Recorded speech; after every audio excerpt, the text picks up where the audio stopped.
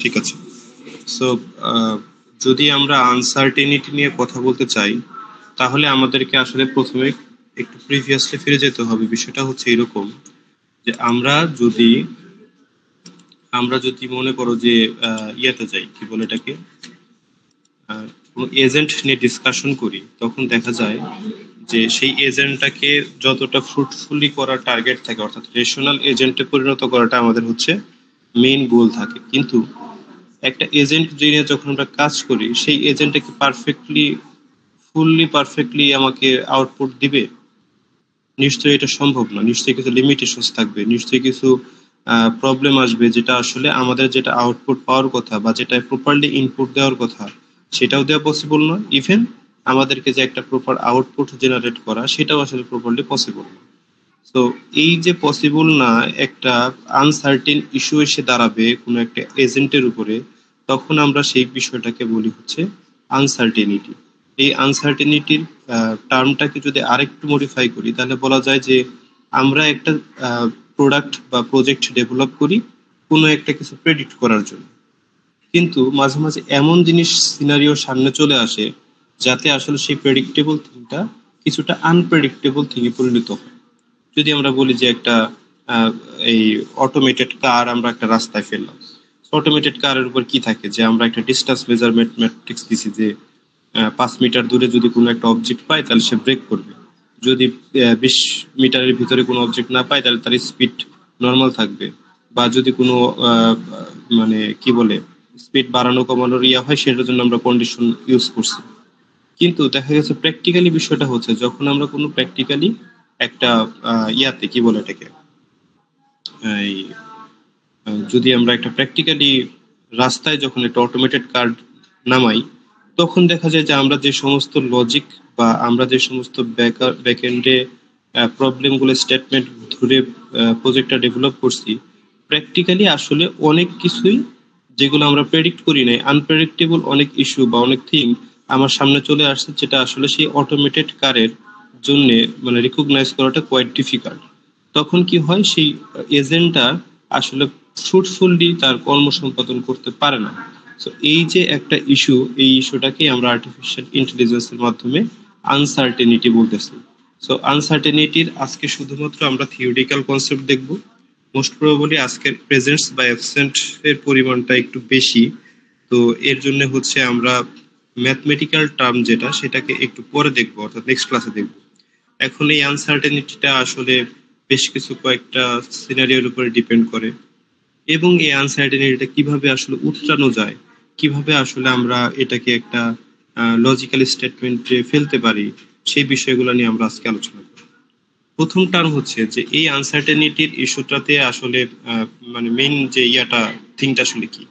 তো এখানে তোমাদের স্লাইডটাতে অনেক কিছু আছে, তো আমি একটু পড়াশোনার চেষ্টা করলাম। মূলত প্রথম যে বিষয়টা ওরা ফলো করছে সেটা হচ্ছে যে একটা রিয়েল ওয়ার্ল্ডে যখন কোনো একটা প্রজেক্ট বা এজেন্টকে আমরা প্র্যাকটিক্যালি ইমপ্লিমেন্ট করি, তখন দেখা যায় যে আমাদের কিছু লিমিটেশনস থাকে, কিছু অ্যাম্বিজিয়াস থাকে, কিছু আনসার্টেনিটি থাকে, কিছু আনপ্রেডিক্টেবল ইস্যুস থাকে, যে জিনিসগুলো আসলে এই পুরো একটা জিনিসটাকে কভার করে। যেমন আমরা যদি একটা বেসিক ফান্ডামেন্টাল এজেন্টের ইয়া নেই, যে কিছু সেন্সর থাকবে, কিছু অ্যাকচুয়েটরস থাকবে, কিছু লজিক্যাল ডিসিশনস থাকবে, এরকম কিছু।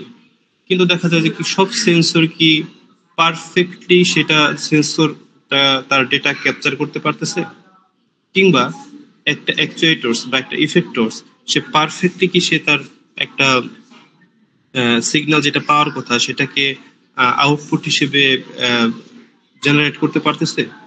এই যে একটা সিনারিও, এই সিনারিওটা থেকে আসলে আমাদেরকে এই লিমিটেশনস এর কথাটা চলে আসে।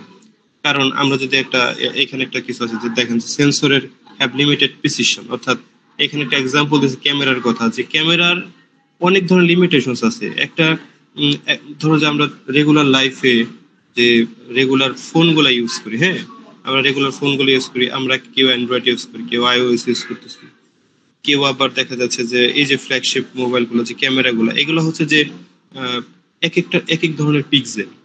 এই পিক্সেলের উপর ভিত্তি করে দেখা যাচ্ছে যে ক্যামেরার কোয়ালিটি, ক্যামেরার ক্যাপচার টাইমিং, আদার্স ইস্যু বা ভিডিও কোয়ালিটি, এই যে বিষয়গুলা, এই বিষয়গুলোর প্রিসিশন অনেক আপ ডাউন করতেছে। একটা আইফোন 15 প্রো ম্যাক্স বা 16 এর যে রকম কোয়ালিটি, নিশ্চয়ই একটা লো লেভেল বাজেটের অ্যান্ড্রয়েড ফোনের ক্যামেরা কোয়ালিটির পিক্সেলটা অনেকটাই বাজে এবং পুর কোয়ালিটি হিসেবে দেখাবে।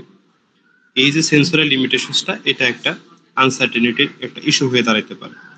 সো আবার হইতে পারে যে আমরা যে এলিমেন্ট গুলো নিয়ে কাজ করতেছি, সেই এলিমেন্ট গুলোর অ্যাপ্রোপ্রিয়েট অ্যাপ্রোচ গুলো আসলে ঠিক নাই। সেই এলিমেন্ট গুলোর পিছনে লজিক্যাল ব্যাকগ্রাউন্ডে যে সমস্ত লজিক গুলো ইমপ্লিমেন্ট করার কথা ছিল, সেগুলো আসলে প্রপারলি ঠিক নাই। সো এই যে বিষয়গুলো আসলে আমাদেরকে একটা প্রজেক্ট প্র্যাকটিক্যালি ইমপ্লিমেন্ট করার সময় আসতেছে, তখন আমরা এটাকে বলতেছি আনসার্টেনিটি। সো এই আনসার্টেনিটির জন্য বিভিন্ন ধরনের মানে উত্তরানোর জন্য বিভিন্ন ধরনের রুলস রেগুলেশনস বের হয়েছে। তার মধ্যে সবচাইতে উত্তম এবং সবচাইতে ইজি এবং আন্ডারস্ট্যান্ডেবল ইজি হচ্ছে প্রবাবিলিটি। এবং এই প্রবাবিলিটিটা বলার আগে আসলে আমাদেরকে ধারণা রাখতে হবে স্ট্যাটিস্টিক্স সম্বন্ধে। কেন? কারণ স্ট্যাটিস্টিক্সটাই আসলে আমাকে বলে যে একটা প্রজেক্টের অ্যাপ্রোপ্রিয়েটনেস, অ্যাকুরেটনেস অথবা প্রিসিশন, রিকল যাই কিছু বলি না কেন, সেটা আসলে কতটা পারফেক্টলি আমাকে আউটপুট হিসেবে জেনারেট দেবে, সেটা আমাকে স্ট্যাটিস্টিক্স প্রোভাইড করবে। এই স্ট্যাটিস্টিক্সটা প্রোভাইড করার পিছনে আমরা একটা টার্ম করি, সেটাকে বলা হয় প্রবাবিলিটি। নিশ্চয়ই আমরা ছোটবেলায় প্রবাবিলিটির অনেক ম্যাথ পড়ছি, স্ট্যাটিস্টিক্স এর অনেক ম্যাথ পড়ছি, যেখানটাতে আসলে আমাকে আশঙ্কা বোঝানো হয় যে একটা কাজ কতটা পারফেক্টলি আমাদেরকে দিতে পারে। সো এখানে যেমন টুথপেস্টের আর ক্যাভিটির প্রবলেম একটা বলা হচ্ছে যে যার দাঁত আছে তার মানে ক্যাভিটির প্রবলেম হবে। সো এটাই নর্মাল বিষয় যে যার দাঁত আছে তারই ক্যাভিটি প্রবলেম হবে, যার দাঁত নাই তার ক্যাভিটি প্রবলেম হওয়ার সম্ভাবনা নাই। কিন্তু বিষয়টা কি আসলে কি এরকম? বিষয়টা পিছনে কিছু rules and regulation set up করে দেওয়া থাকে। সাপোজ সবার দাঁতই আছে, তো তার মানে কি সবারই ক্যাভিটি হয়? না, ঠিক তা না। মানে ক্যাভিটিটা হয় পার্টিকুলার একটা পার্সনের, পার্টিকুলার একটা লোকের, এবং তার পিছনে কিছু লজিক কাজ করে। যেমন কারো হয়তো বা গাম ডিজিজ থাকতে পারে, অথবা কারো হয়তো ফিলিং আউট প্রবলেম থাকতে পারে, যে দাঁতে ফিলিং করতে হয়। তারপরে হচ্ছে যে তার প্রতি অন্যান্য ইস্যু থাকতে পারে। সো এই যে ইস্যুগুলো থাকে, এই ইস্যুগুলোর উপর ভিত্তি করে আসলে ক্যাভিটিটা তৈরি করা হচ্ছে। যখন আমরা এটাকে লজিক্যাল স্টেটমেন্টে ফলো করব যে হ্যাঁ, একজন মানুষের দাঁত আছে, তার ভিতরে গাম ডিজিজের প্রবলেম আছে, কিংবা তার ফিলিং আউটের কিছু ইস্যু আছে, দেন তার প্রবলেম আইডেন্টিফাই করা হচ্ছে ক্যাভিটি। তো এই যে ইস্যুটা, এটাকে আমরা বলতেছি আসলে একটা রুলস সেট আপ করে দেওয়া।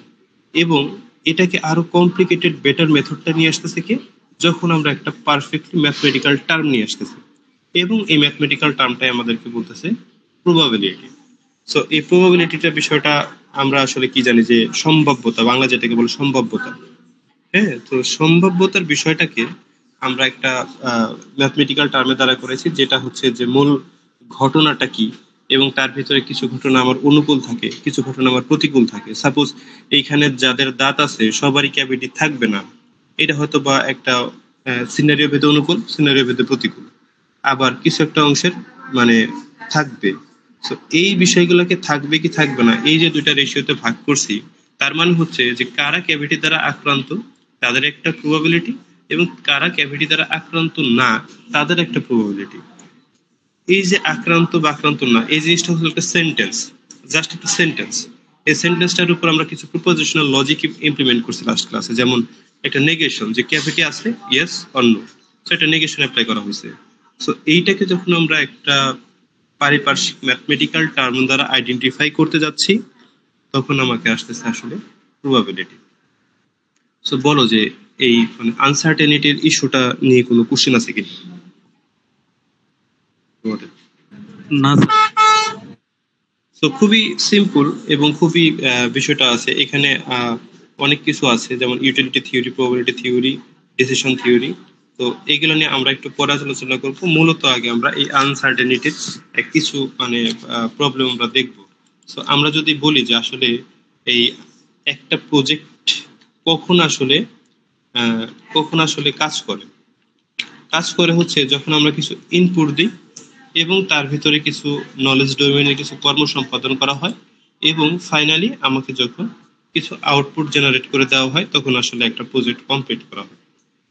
এখন এই সিনারিওতে আমাদের আসলে আনসার্টেনিটিটার সোর্স আসলে কিভাবে আইডেন্টিফাই করা হবে?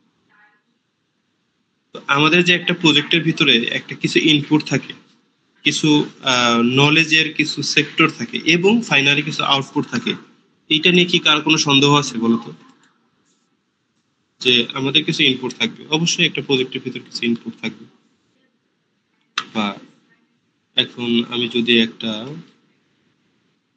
অনলাইনে ক্লাস নেওয়া কোয়াইট ডিফিকাল্ট বিষয়, কারণ আমাদের পর্যাপ্ত পরিমাণ টুলস আসলে থাকে না। তো আমি যদি এখানে কিছু ইনপুট দেই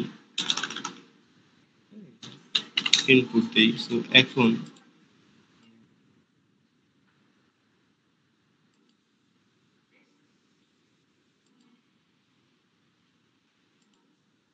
এবং ইনপুটের পরে অবশ্যই আমাদের কি একটা আউটপুট থাকবে, তাই না? যে, আহ, জি আমাদের স্যার। একটা কি আউটপুট থাকবে।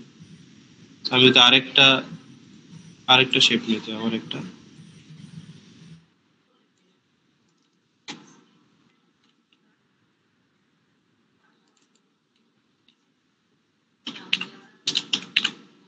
তো আমার একটা কি আউটপুট থাকবে। So, এই যে আউটপুটটা, এই আউটপুটটা ডিপেন্ডস করবে হচ্ছে কিছু লজিক্যাল স্টেটমেন্টের উপরে, হ্যাঁ।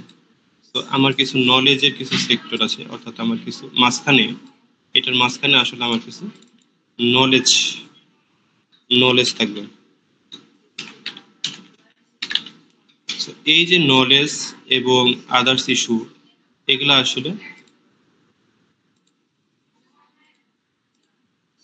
এখন যখন আমরা আসলে আনসার্টেনিটি নিয়ে কথা বলতেছি, তখন আমাদেরকে কিন্তু এই আনসার্টেনিটির প্রত্যেকটা সেক্টরে আনসার্টেনিটি ইস্যু কনসিডার করতে হবে। অর্থাৎ আনসার্টেন ইনপুট থাকলেই কেবল প্রজেক্টটা আনসার্টেনিটি আসতে পারে, অথবা কিছু আনসার্টেন নলেজ থাকলে সেখানে কিছু আনসার্টেনিটি আসতে পারে, অথবা কিছু আনসার্টেন আউটপুট জেনারেট হলে সেখানে কিছু আনসার্টেনিটি আসতে পারে। এখন কথা হচ্ছে যে ওকে, আনসার্টেন ইনপুটস বলতে আসলে কি বোঝাচ্ছে? আনসার্টেন ইনপুট বলতে আসলে কি, আর আনসার্টেন, ধরো যে আমরা যদি বলি যে আনসার্টেন ইনপুটস, তো এই যে বিষয়টা, এই আনসার্টেন ইনপুটস এর ভেতর আসলে কি কি আসতে পারে? তোমাদের কোনো আইডিয়া আছে? বলো তো।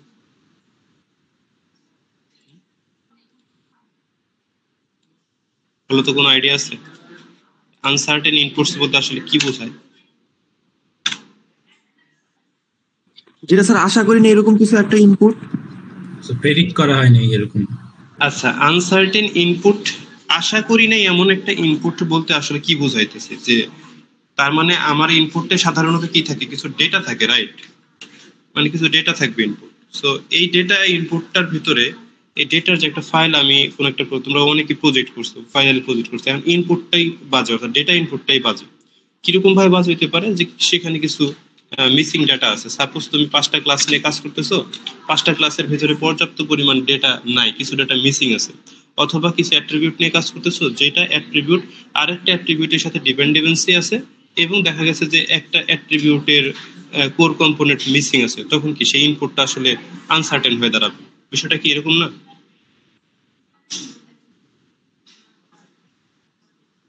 বলতো, আমি কি মানে ঠিক বলছি কিনা যে মিসিং ডাটা একটা আনসার্টেন ইনপুটের ভূমিকা রাখতে পারে কিনা? জি স্যার। এরপর আরেকটা কি রাখতে পারে বলতো?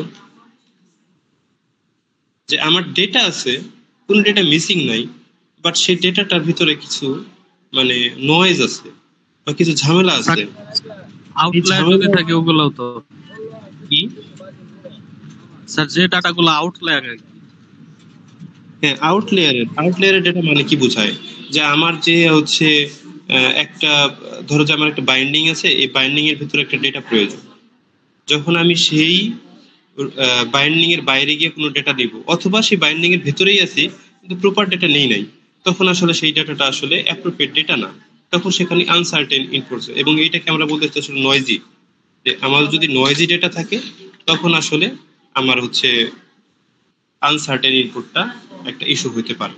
সো আনসার্টেন ইনপুটের ক্ষেত্রে এই দুইটা টার্ম খুবই ইম্পর্টেন্ট। যে আমাদের ক্ষেত্রে যে যখন আমরা মিসিং ডেটা কিংবা নয়েজি ডেটা নিয়ে আলোচনা করি, তখন আসলে আনসার্টেন ইনপুট হওয়ার একটা প্রবাবিলিটি থাকে।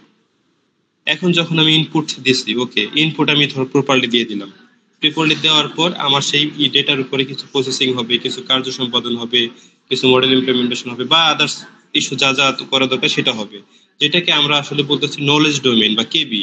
তো এই নলেজ ডোমেইনের ভিতরে যখন আমরা কোনো কিছু কাজগুলো আসলে সম্পাদন করি, রাইট, নলেজ গুলো যখন আমি ইমপ্লিমেন্ট করি তখন আসলে কোনো কিছু কাজ করতে হয়।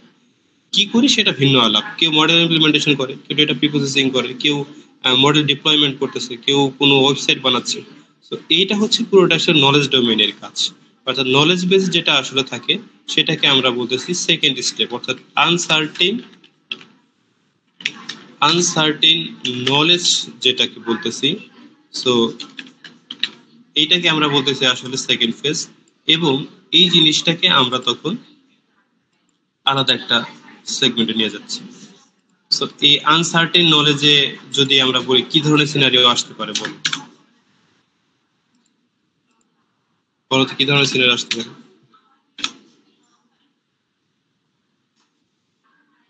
এইখানে একটা ইস্যু আসতে পারে, সেটা হচ্ছে যখন আমরা কোনো নলেজের উপর আমার কোনো ডেটা ইনপুট করা হয়েছে এবং তার উপর কোনো নলেজ অ্যাপ্লাই করা হচ্ছে, তখন আসলে সেখানে মাল্টিপল কিছু কারণ আসতে পারে, যে মাল্টিপল কারণগুলা আসলে মাল্টিপল ইফেক্ট ক্রিয়েট করবে। এই মাল্টিপল কজ বা রিজন যাই বলি না কেন, এই কজগুলা আসলে মাল্টিপল ইফেক্টটাকে কখনো পজিটিভ কখনো নেগেটিভ, যখন কোনো একটা নেগেটিভ ইফেক্টে পরিণত করে তখন আসলে সেটাকে আনসার্টেন নলেজের ভিতরে সেগমেন্ট করা হয়। কেন? আমি চাচ্ছি যে একটা ডেটা প্রিপ্রসেসিং করার পরে আউটপুট বেটার হোক, বা তার ভিতরে যে ফিচারগুলো আছে সেই ফিচারগুলো আরো মোর ক্লিয়ার হোক বা মোর জাস্টিফাই হোক, কিন্তু আমি এমন ধরনের ডেটা প্রিপ্রসেসিং করছি যেটা আসলে এমন ইফেক্ট তৈরি করছে যে পরবর্তীতে সেটা যখন কোনো মডেলে আমি ট্রেন করাতে যাচ্ছি তখন দেখা যাচ্ছে যে সেটা আসলে প্রপারলি আউটপুট জেনারেট করতে পারতেছে না। এই যে পারতেছে না বিষয়গুলো থাকে, তখন তাকে মানে এই মাল্টিপল কজেস গুলা মাল্টিপল ইফেক্টস এর উপরে একটা নেগেটিভ ইম্প্যাক্ট তৈরি করে, এবং তখন সেটা মাল্টিপল আনসার্টেন নলেজের উপর একটা ভূমিকা ক্রিয়েট করে। সো এইটাকে যদি আমরা একটু গুছাই লিখি তাহলে মেবি এই ধরনের কোনো কিছু লেখা যায় যে মাল্টিপল কজেস অর রিজনস আর কি, কজেস হইতে পারে অথবা রিজন হইতে পারে। যে আমার একটু হচ্ছে, so reason, so multiple causes or reason, কি বলে এটা, লিডস টু মাল্টিপল ধরো ইফেক্টস আর কি। হ্যাঁ, এই ধরনের কিছু একটা সিনারিও হইতে পারে যে আমরা যদি মাল্টিপল মানে বিভিন্ন কারণ বা বিভিন্ন ইস্যুস যখন আমার কোনো মাল্টিপল ইফেক্টস এর পিছনে একটা ভূমিকা তৈরি করে তখন সেটা আনসার্টেন নলেজের ক্ষেত্রে একটা সেগমেন্ট তৈরি হয়। এবং আমরা দেখলাম যে ওকে ঠিক আছে, তাহলে এই ধরনের ইস্যু তো হইতে পারে। আরেকটা ইস্যু হইতে পারে যে স্যার আমি যে নলেজটা অ্যাপ্লাই করতেছি বা আমি যে কেবিটা ক্রিয়েট করেছি সেটাই আসলে ইনকমপ্লিট, অর্থাৎ আমার নলেজ ডোমেইনটাই আসলে পারফেক্টলি সেট আপ করা হয় নাই for the processing our inputted data.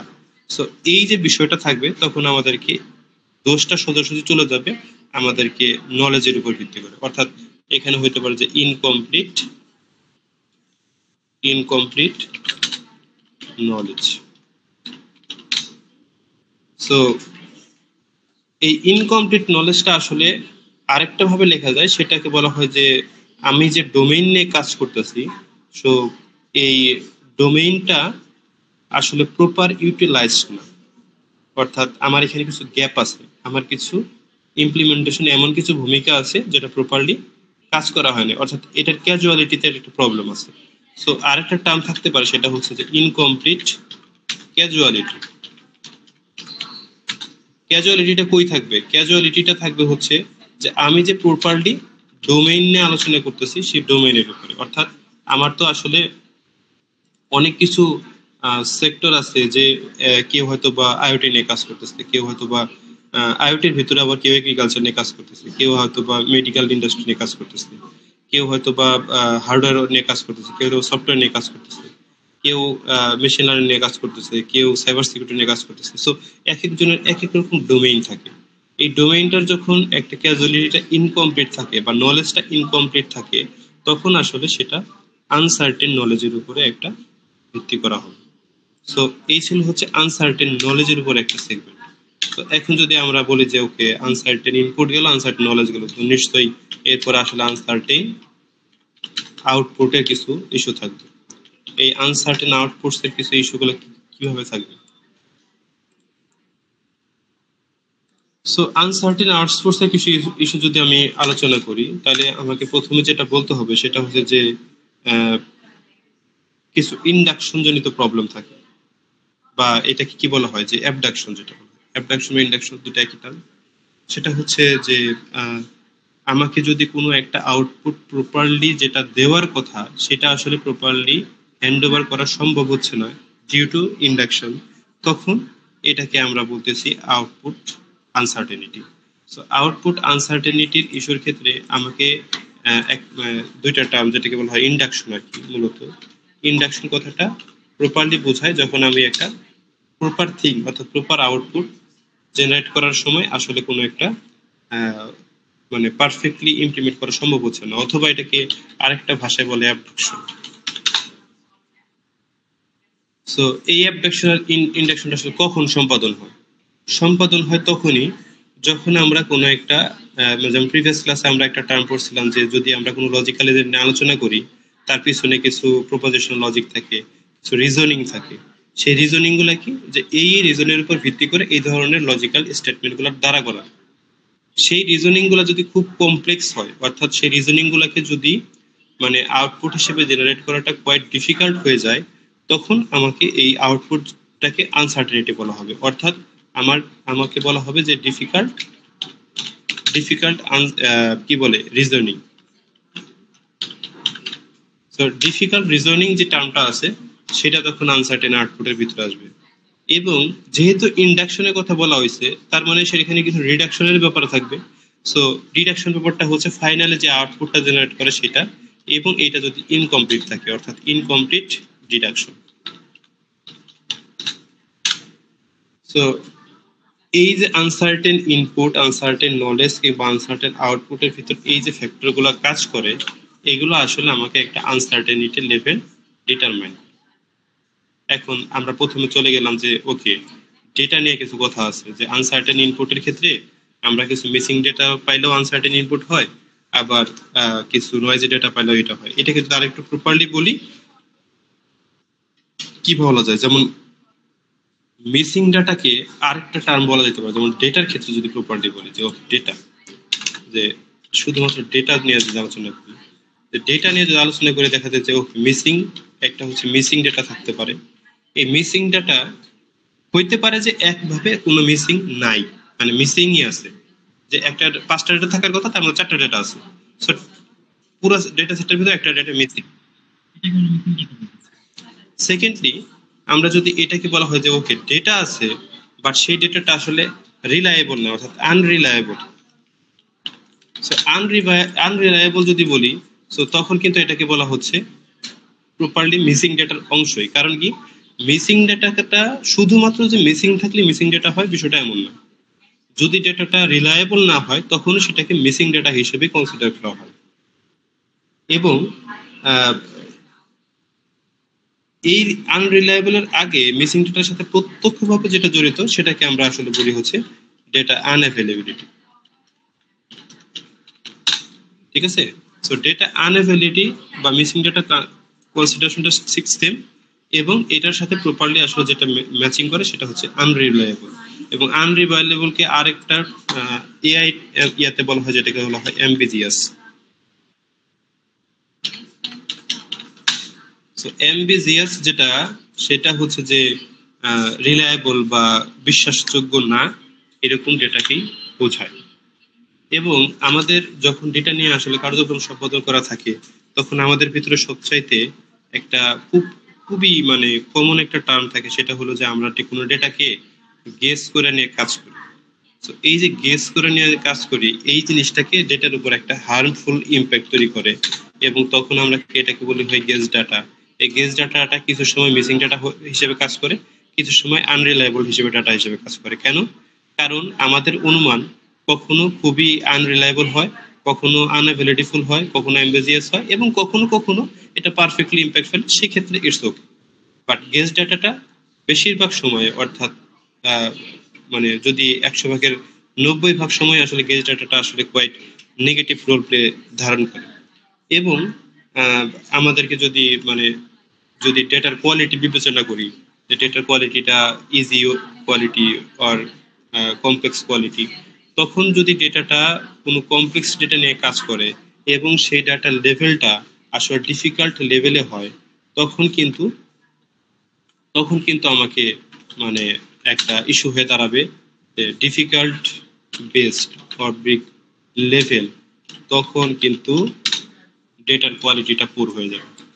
এই যে ডেটার কোয়ালিটিটা পুর হয়ে যাবে, তখন আসলে আমাকে বলা হবে যে আনসার্টেন ইনপুটে একটা ভূমিকা রাখতে পারে। তো আমার টপিকটা ছিল মূলত যে এই যে একটা এজেন্টস নিয়ে যখন আমরা কাজ করি, ইনপুট লেয়ার, নলেজ লেয়ার এবং আউটপুট লেয়ার, তিনটা লেয়ারে আসলে আনসার্টেনিটি হইতে পারে।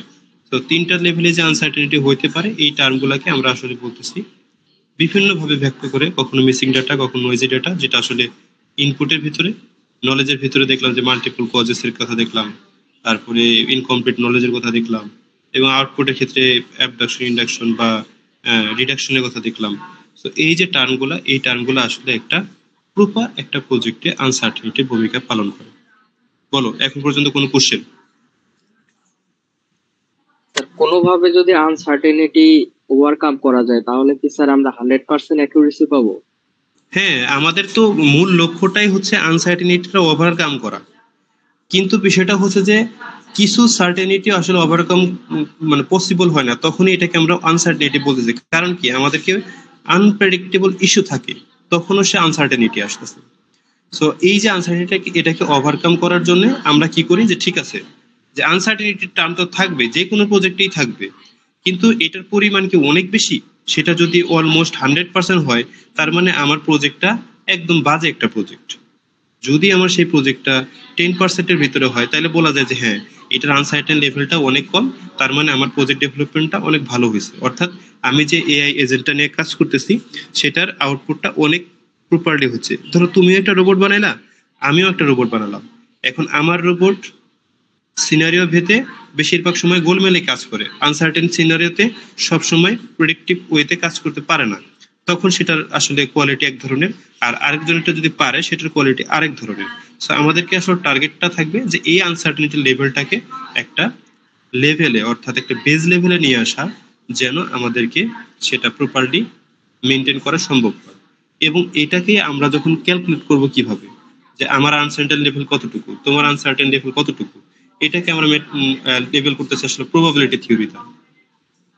এই প্রবাবিলিটি থিওরিটা আগে আহ, এই যে লজিক টজিক নিয়ে আমরা অনেক কিছু বলছি, তো ফ্যাক্টে খাবি যাবে কিছু থাকে।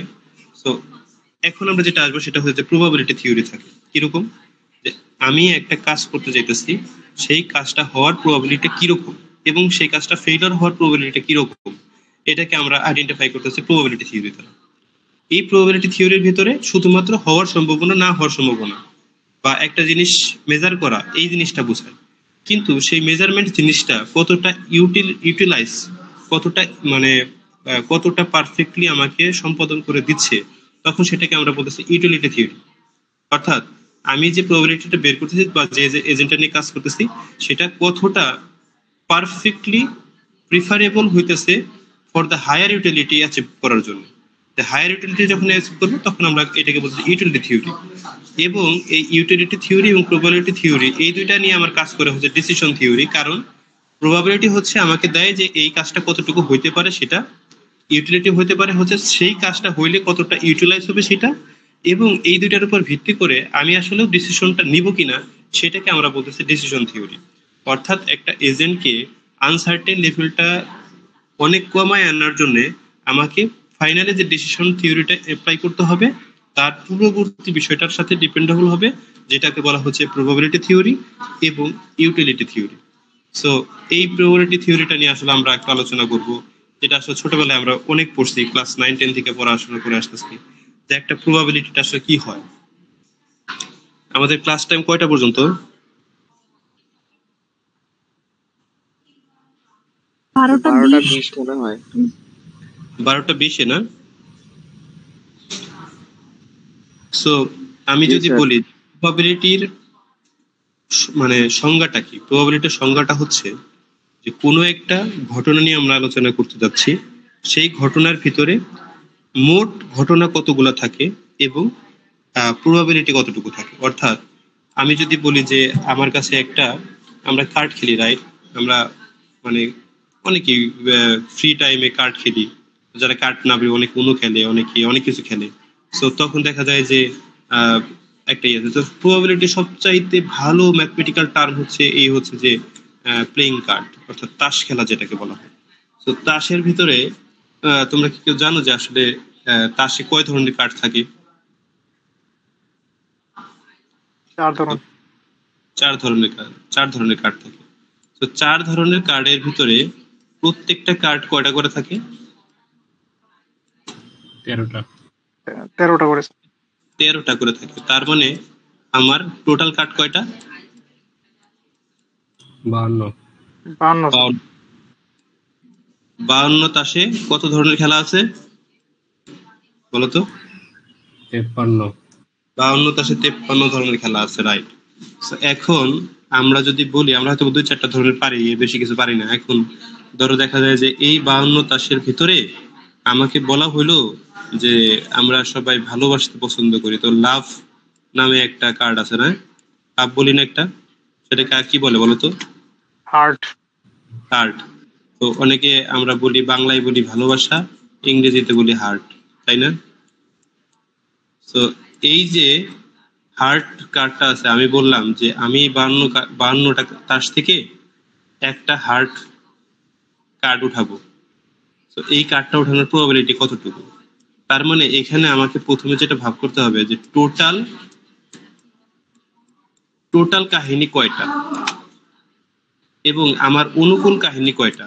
টোটাল কাহিনী কয়টা বলো তো? টোটাল কাহিনী নিশ্চয়ই 52টা, কারণ 52। এবং এই 52টার ভিতরে কয়টা হার্ট আছে? এই 13টা। তো আমার এ হবে 13টা, তাই না?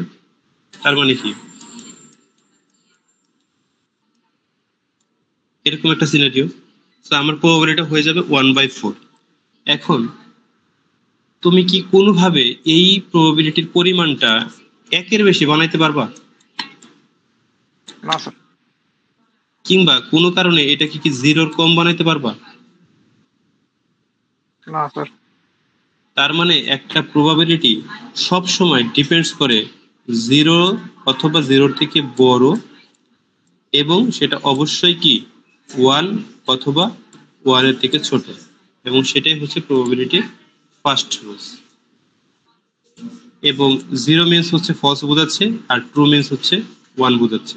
এবং কিছু ম্যাথমেটিক্যাল টার্ম আছে, এগুলো আমরা পরবর্তীতে দেখবো যখন আমরা আসলে প্রপারলি মানে ম্যাথমেটিক্যাল টার্ম করব। সো এই এই যে প্রবাবিলিটির টার্মটা, এটাকে আমাকে আসলে একটা বিগ রোল প্লে করবে যখন আমি কোনো একটা আনসার্টেন লেভেলটাকে উতরানোর চেষ্টা করি। সো আমাকে কিছু ইন্টারফেসের প্রবলেম আছে ডিসজয়েন্টের দ্বারা, কিছু ইমুলেশন দ্বারা, কিছু ইন্ডিপেন্ডেন্স দ্বারা, কিছু লাস্টে যেটাকে বলবো সেটা হচ্ছে বায়াস থিওরেম, যেটা অনেক ইম্পর্টেন্ট। এগুলো আমাদের সেই ছোটবেলার ম্যাথ, যে আমরা আমাদের কাছে মোট ঘটনা আছে এত এত আছে এত আছে, কিভাবে কি হবে, যেরকম সিনারিও বেস প্রবলেম থাকতে পারে কিছু। তো এটা নিয়ে আমরা পরবর্তী নেক্সট ক্লাসে আসলে আলোচনা করব। সো আজকের আনসার্টেন থিওরিটিক্যাল ইস্যু নিয়ে কোনো কোশ্চেন আছে কিনা বলো?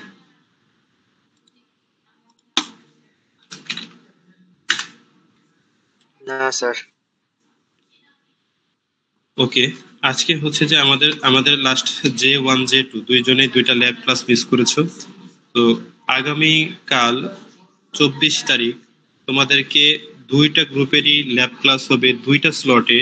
J1 একটা স্লট দিবে, J2 আর একটা স্লট দিবে। এই 2টা স্লটে আমি প্রজেক্টের ফাইনাল আউটপুট দেখব এবং আগামীকালকে আমি ফাইনাল মার্কিংটা করব। তো তোমরা আজকে আলোচনা করে কালকে মেবি আমার শুধুমাত্র একটা ক্লাস 11টা 12টার দিকে আমাকে একটা সময় দিবা 2 স্লটের জন্য 2 ঘন্টা। J1 প্রথম 1 ঘন্টা নিবে আর J2 পরের 1 ঘন্টা। তো 2 ঘন্টা সময় আমাকে আজকে প্রোভাইড করবে সবাই গ্রুপে আলোচনা করে, এবং আমি হচ্ছে প্রজেক্টের ফাইনাল মার্কিংটা আগামীকাল করে ফেলবো। স্যার আসসালামু আলাইকুম। স্যার আপনি বলেছিলেন যে আপনার সাথে মানে গিয়ে দেখা করে আসতে, তাহলে কি গিয়ে আমাদেরকে প্রজেক্ট দেখাতে হবে না? এখন আর আসার দরকার নেই, যারা চলে গেছেন, যারা আসেন নাই তারা আসেন নাই, ওকে ফাইন। কিন্তু আগামীকালকে অনলাইনে আমাকে দেখাইতে হবে, এবং আগামীকালকের যদি এর আগে দেখাইতে চান যে স্যার ফিডব্যাক নিতে চাই, যে আমি আসলে মানে যদি মার্কিং ভালো করার জন্য ফিডব্যাক নিতে চাই, তাহলে সেক্ষেত্রে আমাকে আগে দেখাইতে পারেন যে কোনো উপায়ে। যদি আমি অনলাইনে অ্যাভেলেবল থেকে অনলাইনে দেখাইতে পারেন, অথবা আমার সাথে ফিজিক্যালি দেখাইতে পারেন। আমি আজকে 3টা পর্যন্ত আছি, তো যদি কেউ আসতে চান আসতে পারেন। এখন কথা হচ্ছে যে আগামীকালকে ওই কয়টার সময় দিবেন আমাকে? 12টার ভেতর একটা সময় দিয়ে আমি মোস্ট প্রবাবলি 11টার দিকে ক্যাম্পাসে থাকবো। তো 11টা থেকে 12টা বা 1টা পর্যন্ত একটা সময় দিতে হবে আমাকে। এই সময়টার ভিতরে 2টা স্লটেরই অর্থাৎ J1 J2 দুজনের আমি প্রজেক্ট ইভালুয়েশন করব, এবং সবাইকে প্রপার ওয়েতে থাকতে হবে।